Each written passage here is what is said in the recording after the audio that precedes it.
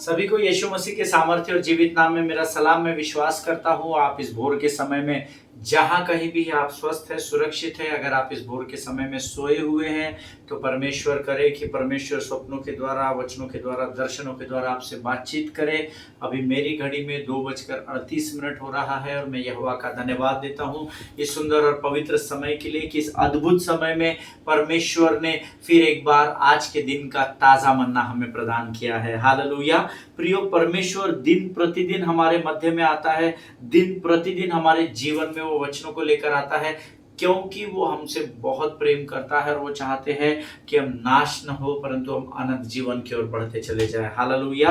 मैं प्रभु की उपस्थिति के लिए, उसके विश्वास योग्यता के लिए, उसके आश्चर्य कर्मों के लिए, उसकी करुणा और उसके अनुग्रह के लिए प्रभु का धन्यवाद देता हूं। आमीन। आज इस सुबह के समय में परमेश्वर फिर एक बार हमारे अध्ययन के विषय को लेकर हमारे मध्य में है और पवित्र आत्मा हमसे बातचीत करने के लिए ललायत है, उत्साहित है। आमीन। कल जो हमने अध्ययन किया, मैं प्रभु का धन्यवाद देता हूं। बहुत सारे लोगों के मुझे कल फोन कॉल्स आए, बहुत सारे टेस्टमनीज आई है ईमेल में, और जिसमें लोगों ने कहा है कि जो घमंड के विषय में कल मैंने जो उदाहरण आपको दिया, 2 हंसों का और 1 मेंढक का, बहुत सरल रीति से मुझे आसाम में एक जगह है, I am not recollecting the name, उस स्थान से मुझे फोन आया था और वहाँ के जो बहुत हिंदी उनको बहुत अच्छे से बोलना नहीं आता पर समझ पूरा लेते हैं, लेकिन उनका जो ट्रांसलेटर है जिसको उनमें बेहतर हिंदी आती है, उन्होंने मुझसे कहा कि कल पास्टर जी हम लोगों ने जब वचन सुना हमारा मन आनंद से झूम उठा और हमने अपने झुंड में मिलकर प्रभु की आराधना की, उत्साह मनाया, क्योंकि हमारे अंदर के घमंड को शायद अगर आप बहुत वचनों के आधार पर ज्ञान बांटने के द्वारा, बुद्धि प्रदान करने के द्वारा अगर हमें समझा दे तो शायद हमारे लिए समझना कठिन होता, परंतु कल उस मेंढक के एक मैं आवाज ने हमको घमंड के विषय में बहुत कुछ सिखा दिया। हालेलुया। कई बार प्रियो ऐसे उदाहरण हम लोग, परमेश्वर के सेवक लोग देते हैं ताकि साधारण से साधारण व्यक्ति जिसकी बुद्धि का स्तर उतना नहीं कि वो वचनों के गहराई को समझ पाए, वो भी उस वचन को आसानी से समझ सके। हालेलुया। मैं प्रभु के विश्वास योग्यता का धन्यवाद देता हूं कि परमेश्वर ने बड़े अद्भुत रीति से उस उदाहरण के द्वारा कल कई लोगों को समझाया। कई लोगों ने मुझे कहा, एक पास्टर है, उन्होंने मुझे कहा मुझे कल बड़ी आसानी से पता लग गया कि मैं अपने जीवन के किस क्षेत्र में घमंड में बढ़ रहा हूं। आमीन। कई बार ऐसा होता है कि छोटे छोटे जो बातें हैं जिसको हम नोटिस करते हैं, जिसको हम पढ़ते हैं, जिसको हम सोचते हैं, या जिसको हम कई बार अलग अलग स्थानों पर देखते हैं, उससे भी हम कई बार बहुत सारी बातों को सीख लेते हैं। आमीन। और as a man of God, this is my duty to make you understand the word of God as much as in a easiest way I can make you understand that. Amen. मेरा ये उत्तरदायित्व है, मेरी ये जिम्मेदारी है कि आसान से आसान तरीके से मैं वचनों को आप तक पहुंचाने की कोशिश करूं। प्रभु का मैं धन्यवाद देता हूं कि उस उदाहरण को प्रभु ने मुझे दिया और मैं आपके मध्य में रख सका, जिसके द्वारा आप उसको बड़ी आसानी से समझ पाए। हालेलुया। आज फिर एक बार हम उसी विषय में सीखेंगे, घमंड के विषय में हम सीख रहे हैं, और आज मेरा विश्वास है परमेश्वर ने जो ताज़ा मन्ना फिर एक बार इस भोर के समय में दिया है, मैं बड़ा उत्साहित हूँ कि वो वचन मैं आप तक पहुँचाऊँ और आपको उसके द्वारा प्रभु आशीष दे। लेकिन इससे पहले कि हम अपने बाइबल अध्ययन की ओर बढ़े, क्यों ना हम रोज के समान कुछ वचनों को पढ़कर यहोवा का गुणानुवाद करें, उसकी स्तुति, उसकी प्रशंसा करें। और आज हमने पढ़ने के लिए जो वचन चुने हैं वो पाए जाते हैं भजन संहिता 107 और उसके 15 से लेकर 22 वचन हम पढ़ेंगे। The book of psalms chapter 107 and verses 15 to 22।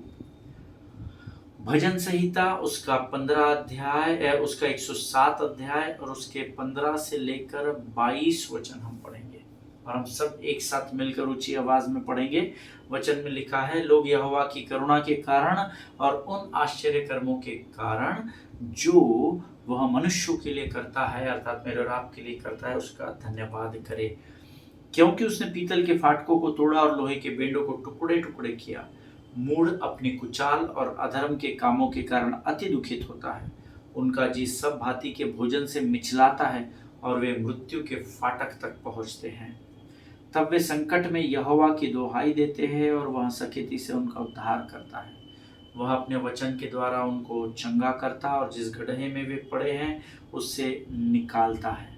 लोग यहोवा की करुणा के कारण और उन आश्चर्य कर्मों के कारण जो वह मनुष्य के लिए करता है उसका धन्यवाद करें, और वे धन्यवाद बलि चढ़ाए और जय जयकार करते हुए उसके कामों का वर्णन करें। हालेलुया। प्रभु इन पढ़े हुए वचनों पर हम में से प्रत्येक को आशीष दे, विशेषकर उन लोगों को आशीषित करे जो मेरे साथ इन वचन को पढ़ चुके हैं। आप दुगने आशीष के भागीदार हैं क्योंकि आपने मुंह के द्वारा विश्वास का अंगीकार किया है। हालेलुया, आमीन।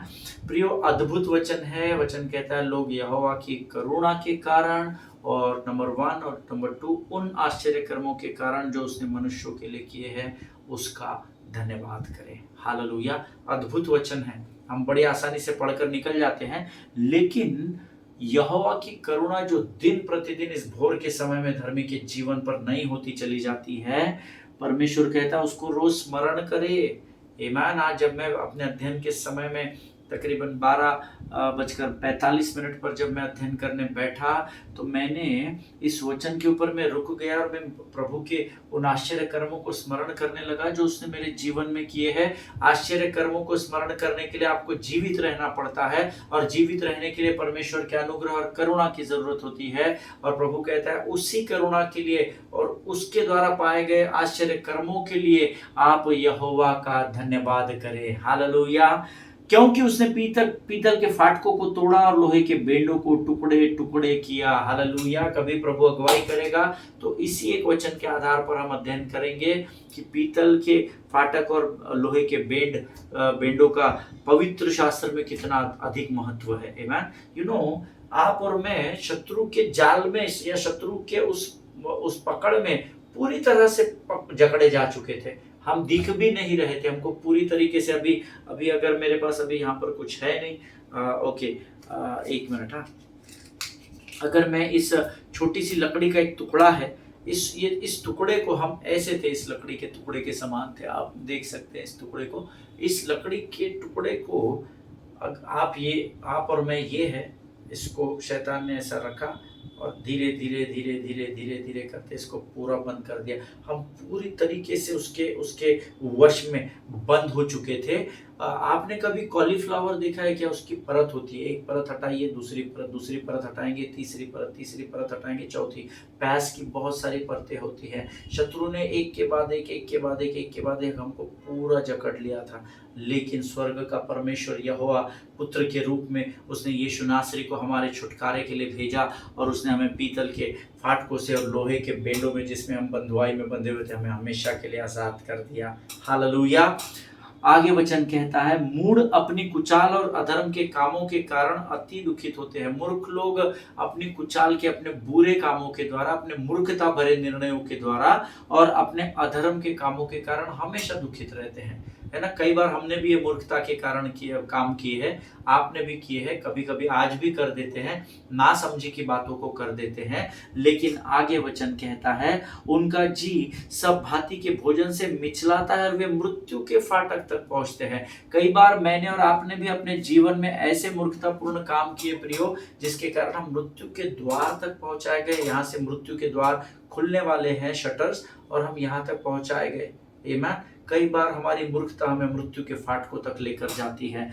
लेकिन आगे वचन कहता है 19 वचन बहुत अद्भुत है। तब वे जब मृत्यु के फाटक पर थे तो ये मूर्ख लोग जिन्होंने अपने जीवन के कुछ गलत निर्णयों के द्वारा मृत्यु का सामना किया, और जब वे संकट में आ गए तब उन्होंने यहोवा की दुहाई दी और वह संकट सकेती से उनका उद्धार भी कर दिया। हालेलुया। तब वे संकट में यहोवा की दुहाई देते हैं और परमेश्वर उनका उद्धार करता है। हालेलुया। परमेश्वर ने इस संसार के मूर्खों को, आपको और मुझे चुना ताकि ज्ञानवानों को हम लज्जित कर सके। हालेलुया। आमीन। कई बार हमसे गलतियां हो जाती हैं, मूर्खता के निर्णय हो जाते हैं, परंतु परमेश्वर को जब हम संकट के समय में पुकारते हैं वो हमारी सुनने वाला परमेश्वर है। हालेलुया।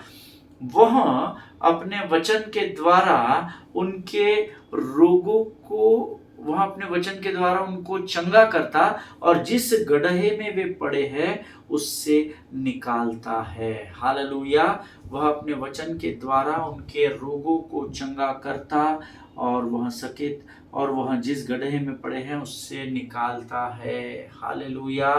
परमेश्वर वचन के द्वारा ही चंगा करता है, बोल बच्चन के द्वारा नहीं करता। ईमान। अगर आज आप किसी भी प्रकार की बीमारी से आज़ाद होना चाहते हैं, वचन का अंगीकार करें, क्योंकि वचन कहता है कि वो सिर्फ और सिर्फ वचन के द्वारा चंगा करता है। हालेलुया। और तब आप जिस भी परिस्थिति में पड़े हैं उस परिस्थिति पर वो आपको विजय दिलाता है। ईमान। लोग यहोवा की करुणा के कारण और उन आश्चर्य कर्मों के कारण जो वह मनुष्यों के लिए करता है उसका धन्यवाद करें। फिर एक बार रिमाइंडर अलार्म है ये, लोग यहोवा की करुणा को स्मरण रखें और उन आश्चर्य कर्मों को स्मरण रखें जो उसने आपके और मेरे लिए किए हैं, और उसको स्मरण रख कर यहोवा का धन्यवाद करें। आमीन। और वे धन्यवाद बलि चढ़ाए, मेल बलि अन्न बलि नहीं। दाऊद कहता है अगर तू मेल बलि और अन्न बलि से प्रसन्न होता तो मैं जरूर तुझे वो देता, लेकिन वचन कहता है धन्यवाद बलि चढ़ाए। हालेलुया। और जय जयकार करते हुए उसके कामों का वर्णन करें। अब आप जय जयकार करते हुए उसके कामों का अपने जीवन में वर्णन कर रहे हैं या आप कुड़कुड़ाहट में बने हुए हैं, इसका ऐसा उसका ऐसा, वो मुझसे आगे बढ़ गया, वो मुझसे ऐसा बर्ताव करता है, वो अच्छी नहीं है, वो बुरा है। क्या आप कुड़कुड़ाहट में हैं या आप उसके कामों का वर्णन कर कर उसका जय जयकार करते हुए उसके कामों की ऊंचाई को बढ़ा रहे हैं। हालेलुया। ये आपको तय करना है, चुनाव आपका है। प्रभु इन वचनों के द्वारा हम में से प्रत्येक को आशीष दे। ये अद्भुत वचन आज प्रभु ने हमें दिए, हम यहोवा का धन्यवाद करेंगे प्रियो। और ये समय है जब हम अपना समर्पण प्रभु को करेंगे और फिर हम अपने अध्ययन की ओर बढ़ेंगे। हालेलुया। आइए हम दुआ करें। खुदावंद प्रभु यीशु मसीह के सामर्थ्य, जीवित और अद्भुत नाम के लिए हम तेरा धन्यवाद देते हैं राजा। प्रभु जी, इन वचनों को पढ़ने की सामर्थ्य और समझने की बुद्धि तूने हमें दी, हम धन्यवाद देते हैं। इस समय हम प्रार्थना करते हैं प्रभु जी आने वाले उस बाइबल अध्ययन के लिए जिसको पिछले कुछ दिनों से तू हमें सिखा रहा है, जिससे हमें प्रभु हमारे जीवन में तू बदलाव को लेकर आना चाहता है राजा।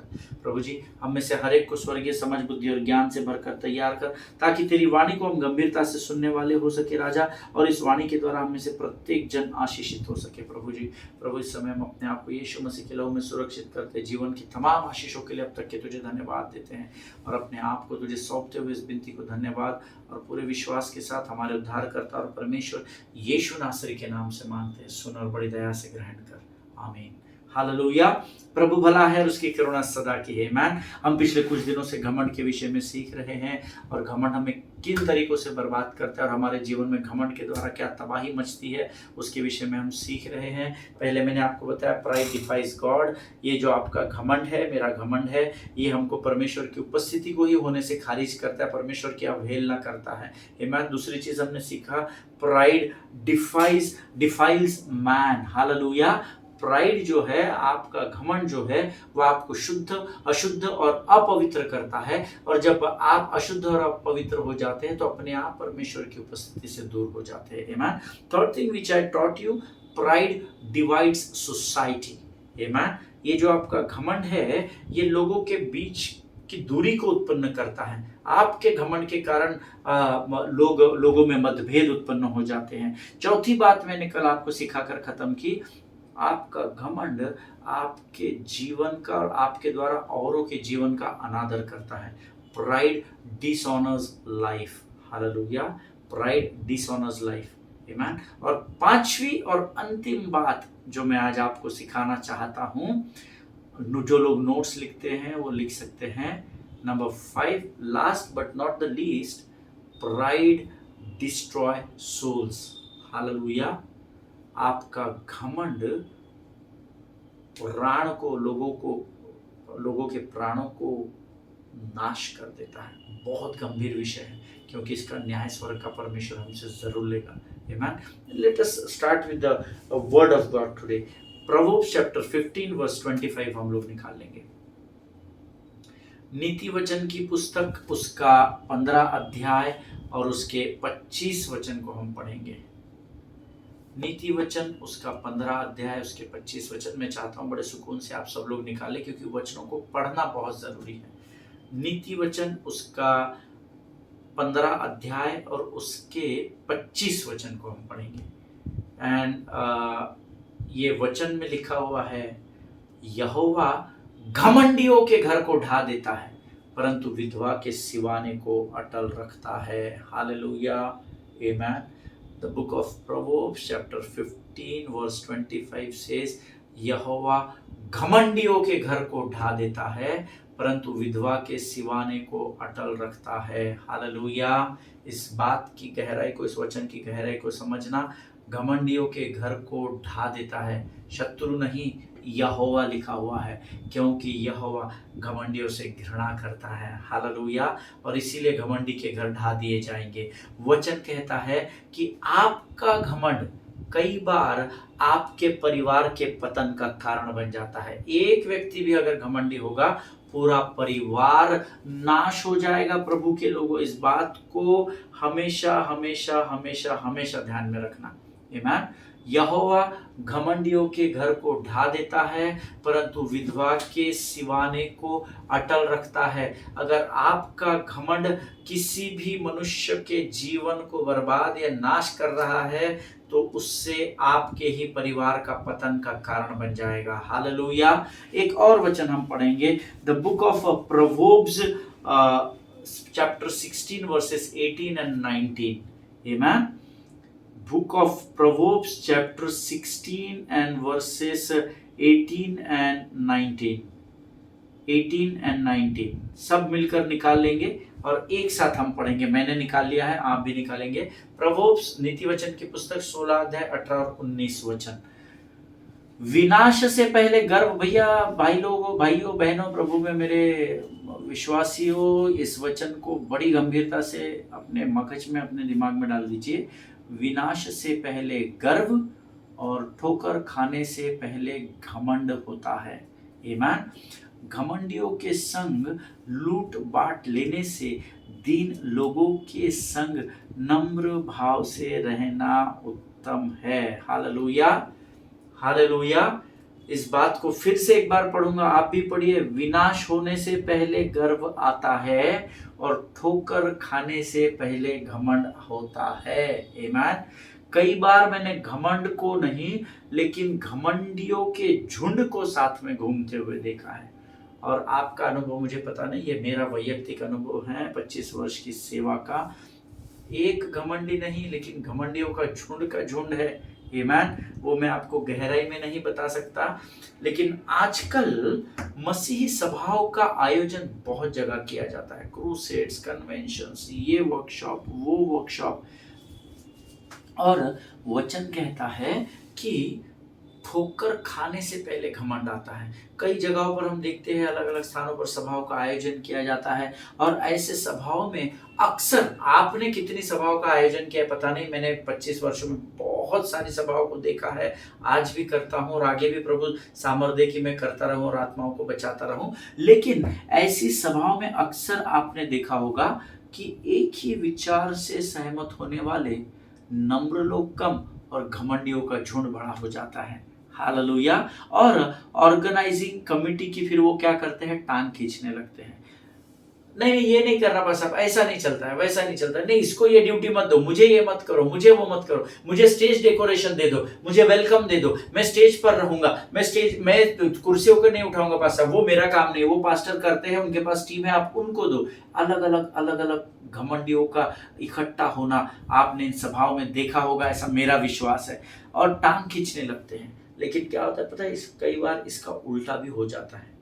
बहुत सारे घमंडी लोग इकट्ठा होकर किसी प्रोग्राम को ऑर्गेनाइज करते हैं, और कई बार फिर क्या होता है, वो घमंड के कारण किसी के आगे झुकते नहीं है, ज्ञानवानों और विद्वानों के और बुजुर्गों की और मूसा के उस पीढ़ी की बातें सुनते नहीं है, और जब मीटिंग खत्म हो जाता है, समाप्त हो जाते हैं, तो कर्जे में डूब जाते हैं। इसका पैसा रह गया, उसका पैसा रह गया। You know what is the reason for that? आपका स्वयं का घमंड। क्या परमेश्वर ने आपको उस बात को करने की अगुवाई की? क्योंकि मैं विश्वास करता हूं, where there is a vision there is a provision from the kingdom of God. Hallelujah. क्योंकि जहां पर परमेश्वर दर्शन देता है, वहां पर वो सारी बातों का प्रयोजन पहले से करके रखता है। लेकिन आपका घमंड होता है, मेरा घमंड होता है, नहीं हम देख लेंगे, हम कर लेंगे, ऐसा हो जाएगा, अरे वो साथ में नहीं है तो कोई बात नहीं, उनका डोनेशन नहीं आएगा तो कोई फर्क नहीं पड़ेगा। जब प्रभु अगुवाई नहीं करता उसके बाद भी जब हम बातों को करने लगते हैं, उसको ही घमंड कहा जाता है। जिनके सुनने के कान हो वो सुन ले।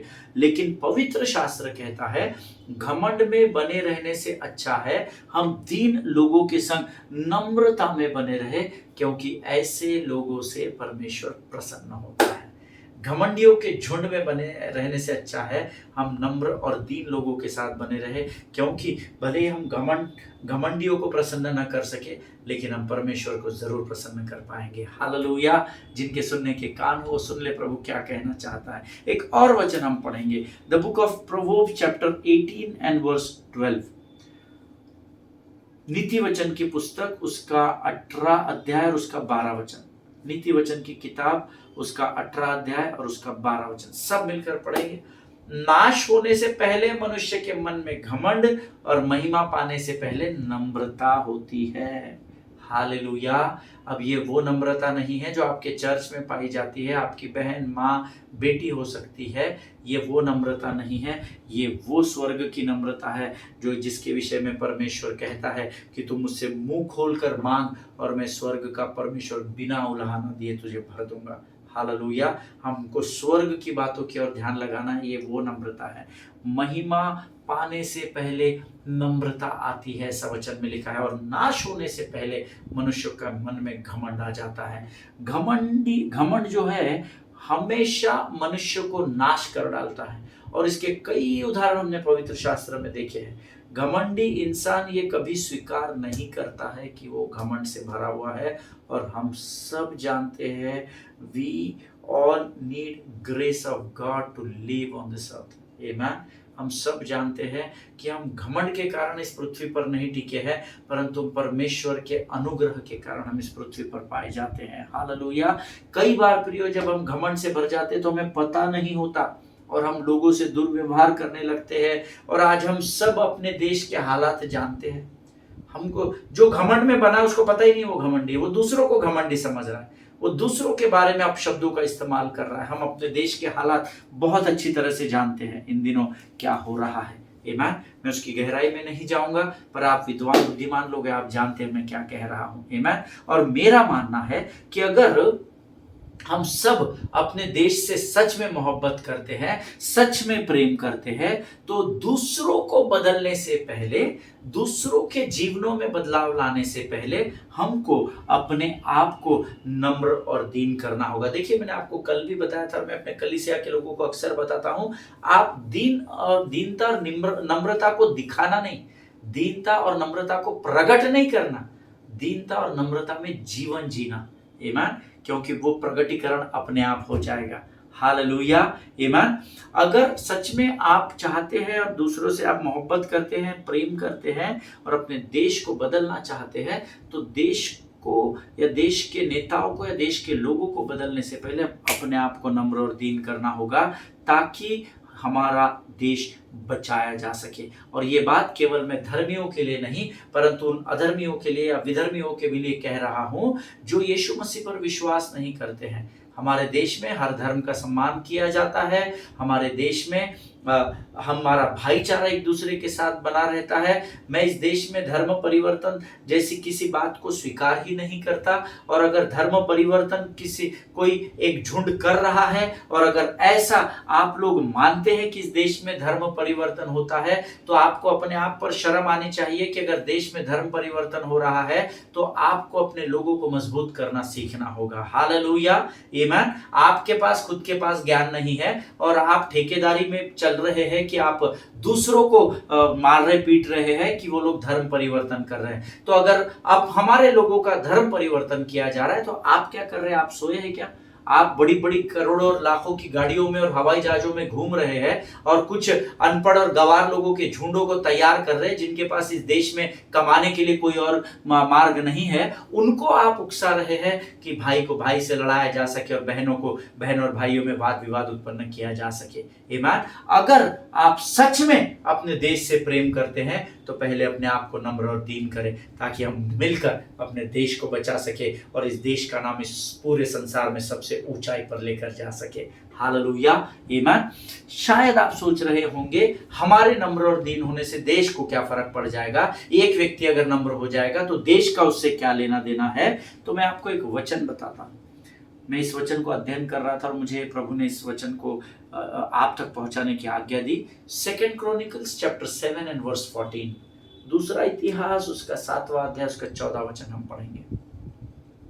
2 क्रॉनिकल चैप्टर 7 वर्स 14, तब यदि मेरे प्रजा के लोग, जो अब ये धर्मियों के लिए सिर्फ विशेषकर, तब यदि मेरी अर्थात परमेश्वर की प्रजा के लोग जो परमेश्वर के कहलाते हैं दीन होकर प्रार्थना करे और मेरे दर्शन के खोजी होकर अपनी बुरी चाल कब होती है, जब घमंड होता है, अपने घमंड से फिरे, तो मैं स्वर्ग में से सुनकर उनका पाप क्षमा करूंगा और उनके देश को ज्यों का त्यों कर दूंगा। हालेलुया। वचन में लिखा है, अगर आप और मैं जो यीशु मसीह में विश्वास करते हैं, अब बाकी संसार को अलग करें, आप और मैं, हम ही बहुत है ना, अगर दीन होकर प्रार्थना करे और मेरे दर्शन में की खोज में लगकर घमंड से मुंह फेर ले, तो मैं स्वर्ग से सुनकर पहले तो उनके पाप को क्षमा करूंगा और उनके देश को ज्यों का त्यों कर दूंगा। हालेलुया, आमीन। ना, जब आप और मैं नम्र और दीन होकर प्रार्थना करेंगे तो परमेश्वर इस देश को ज्यों का त्यों कर देगा, अर्थात सब भाईचारा फिर से एक बार होने लगेगा और हम किसी मनुष्य और किसी स्त्री और पुरुष में भेदभाव नहीं करने पाएंगे और परमेश्वर अपने स्वर्ग की करुणा को इस देश पर उंडेल देगा। हालेलुया, आमीन। प्रभु इस बात को समझने में आपकी सहायता करें, मदद करें। अगर आप अपने देश में शांति और तरक्की को देखना चाहते हैं तो हमें अपने घमंड को त्याग कर, अपने मैंपन को छोड़कर हमें दीन होकर प्रार्थना करना होगा। और आप करके देखना, मैं आपको वायदा करता हूं, परमेश्वर की महिमा को आप अब जीवित रहते समय अपने जीवन में देखने पाएंगे। हालेलुया। कई बार हमको फाइनेंशियल क्राइसिस से भी होकर गुजरना पड़ता है। Today many of us are in financial bondage, बहुत सारे लोग पैसे के उस बंधुआई में फंसे हुए हैं, आमीन। और ये होने के कई कारण हो सकते हैं। फाइनेंशियल बॉन्डेज कई बार आपके बर्ताव के वजह से आपके जीवन में नहीं आता, कई बार दूसरों के कारण भी आप कर्जे में डूब जाते हैं, कई बार दूसरों के कारण आप डेफिसिट में चले जाते हैं। अधिकतर घमंड के कारण होता है, पर हर बार ऐसा नहीं होता। But I will tell you the most common ground of financial bondage, आमीन। क्योंकि हम घमंड के विषय में सीख रहे हैं, इसलिए प्रभु ने मुझे इस बात को आप तक पहुंचाने की आज्ञा दी है। कई बार आप आपके पड़ोसियों को उन चीजों को खरीदते हुए देखते हैं जिसको आप अफोर्ड नहीं कर सकते हैं। होता है ना सर, आपके पास स्विफ्ट डिजायर है, मारुति स्विफ्ट डिजायर 8, 9, 10 लाख की शायद गाड़ी है, आपके पास वो है, और पता चलता है 1 महीने बाद आपके पड़ोसी ने जीप थार गाड़ी खरीद ली, नई की नई शोरूम गाड़ी खरीद कर ला, जिसकी कीमत 22-25 लाख रुपए की है।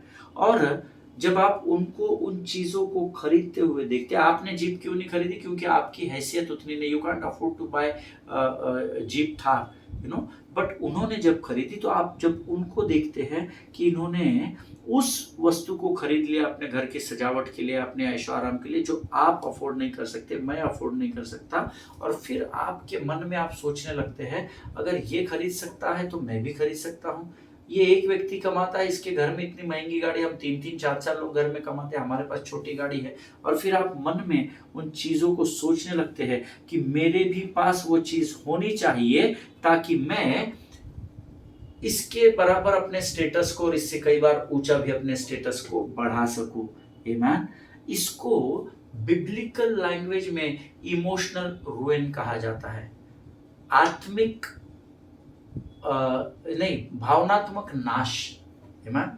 आप अगर ऐसा सोचने लगे हैं कि मैं भी उस गाड़ी को खरीदूंगा ताकि मैं अपने स्टेटस को बराबर कर सकूं या ऊंचा कर सकूं, तो इसको इमोशनल, आपकी भावनाएं आपको कई बार बर्बाद कर देती है। Hallelujah. If you are a proud person, then Bible says your emotions are going to be very thin, very thin.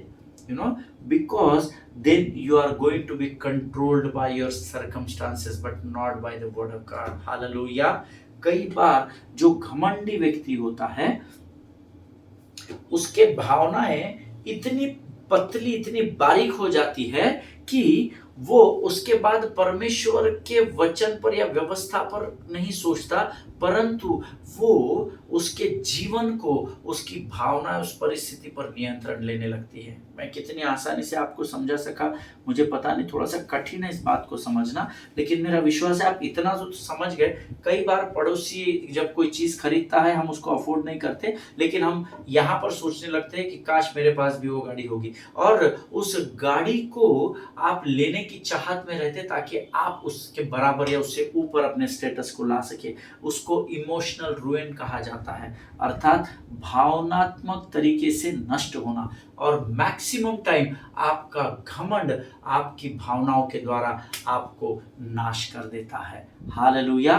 क्या आपने ऐसी सेवकाई को देखा है? क्या देखा ही होगा, जो कई वर्षों से की जा रही है लेकिन उसमें बढ़ोतरी नहीं है।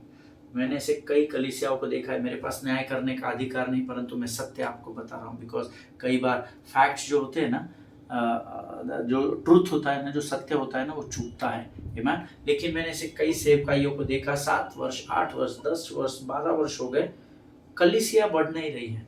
कलीसिया वहीं के वहीं है, वही 15-20 लोग हैं, है ना। सुसमाचार का प्रचार कितना हो रहा है, क्योंकि अगर सुसमाचार सटीक रूप से प्रचार होगा तो आत्माएं कलीसिया में जोड़ी जाएगी, इसमें कोई संदेह नहीं है। मैंने ऐसी कलीसियाओं को देखा है जो कई वर्षों से वो सेवा कर रहे हैं, परंतु उसमें बढ़ोतरी नहीं हो रही है या उन्नति नहीं देखी जा रही है।